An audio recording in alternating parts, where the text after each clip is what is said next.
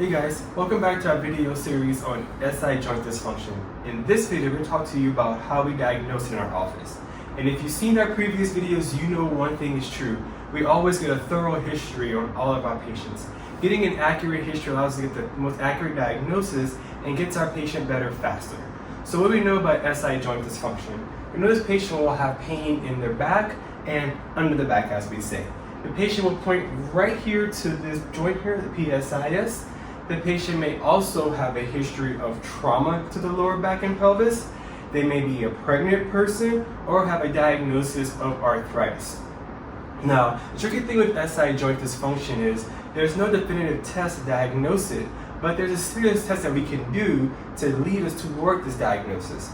So the first test we're going to do is called our distraction test. So have our patient lay flat on their back. We're going to find the front of the patient's hip.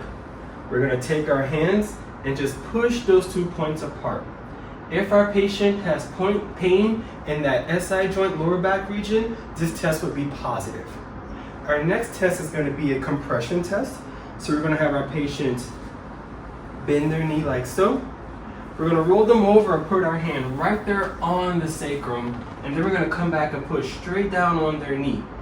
This creates a shearing portion in the region, and if they have a positive pain here, this test is also positive. Our next test is going to be our iliac compression test. So our patient is going to lay on their side. We're going to find the top of their hip bone right here, and we're going to push straight down. If pushing down here causes pain in this region back here, the lower back and the sacrum area, this test is positive.